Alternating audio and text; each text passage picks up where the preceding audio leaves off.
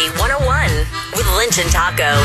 This is Orlando's Rock Station 101.1 WJRR. This hour brought to you by Elixir in downtown Orlando. Yeah, they're going to be bringing a little yummies by later on, reminding everybody to get into Elixir today, tomorrow, or this weekend. $90 cash in hand.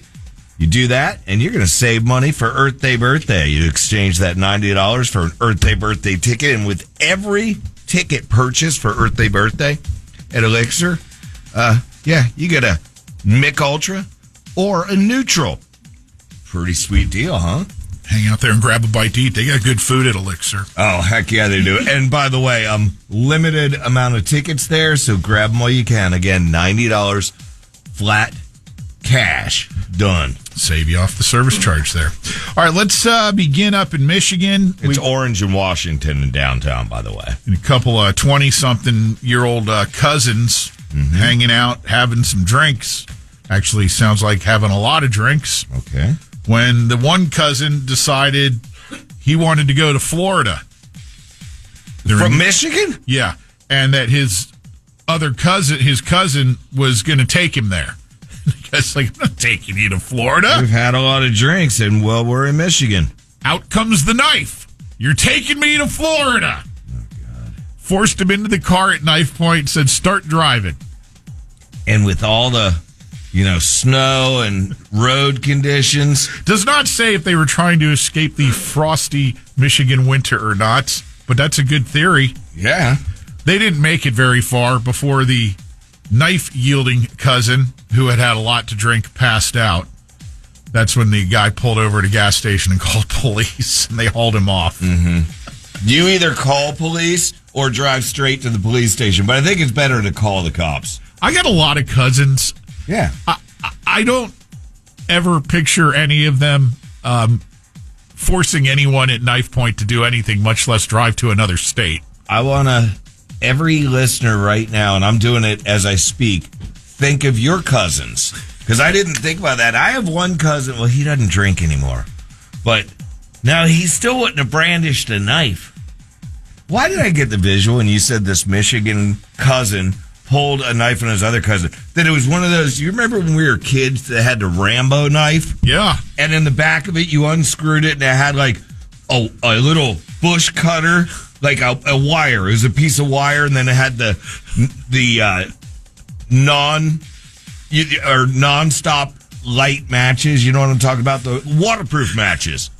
It had every survival kit. Yeah, it had a full-on survival kit in the bottom. It was like John Rambo's version of a Swiss Army knife with matches, which every kid needs. Really don't be playing with matches now in these dry conditions, kids. Exactly.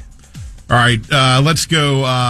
Let's bring it back here to Florida. Speaking of Florida, we go down to Stock Island, which, if you're familiar with the Florida Keys, that's the island pretty much right before you go on to Key West. They have the Monroe County lockup is there. Mm-hmm. There's people who live on Stock Island as well. It's legit. And how convenient is this?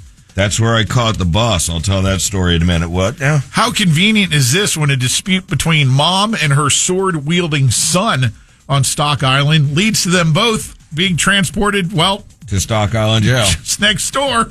This is all about knives, this idiotology here. And that segs perfectly into my bus story.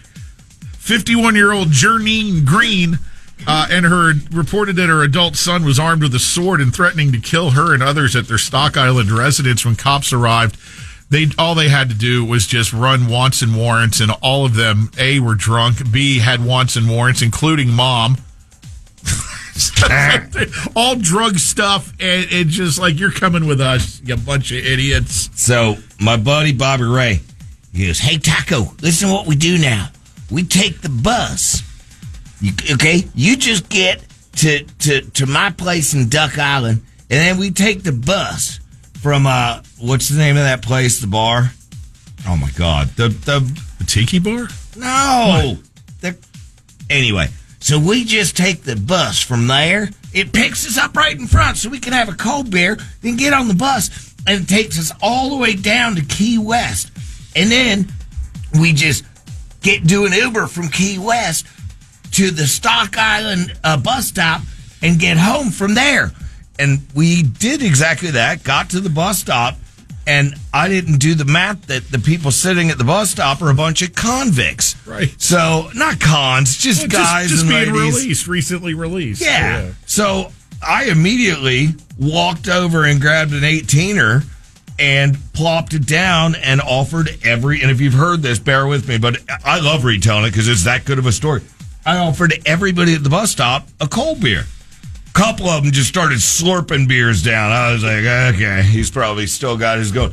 Then it all hit me that the jail is right across the street because this one guy goes, oh, no. And he points to his shoulder and kind of pulls his shirt. He got stabbed. So he had a friggin' stab wound. And I guess the medication he was on, he goes, no medicine for stab. I go, oh boy, what did we get ourselves into here? And I just slowly... You got them into. Yeah, but, oh no, they also egged it on my buddies. Then I just slowly grabbed my 18-pack and wielded it over. And I see the guy who's slurping them down, looking at the 18er pack, going like this, going, like reaching for one. That's where the bus driver caught me with a sock beer. What? I didn't have a koozie, so I used a sock. You know, kind of like if you're in the desert. People that were in Desert Storm, thank you for your service, and you know exactly what I'm talking about. Use a sock for the cleanup on aisle 9. Well, I used a sock for a cold beer. And the lady looks back, the bus driver, she goes, you can't be drinking on this bus. I'll turn right back around and go to Stock Island. I was like, I have a water, ma'am. I was sly. Speaking of drinking, let's complete our cross-country tour this morning in Los Angeles, where a convicted felon is going to go back to jail and serve an additional 45 days in jail after posting video of himself while on probation, pouring buzzball, whatever the buzzball was, into a hawk's mouth. Like the bird? Yeah. You are out of your mind messing with a hawk. Look at the Facebook page. Why would you do that? Because he's a dick. Oh, man. That's like close to America's bird. Cesar Gustavo Diaz feeding buzzball mixed cocktail to the bird. Mm-hmm. Oh, God. It's a young Cooper's hawk. It wasn't even a legal age hawk. Nope. Underage hawk drinking. That's contributing to a minor. At least I just contributed to a con. Exactly.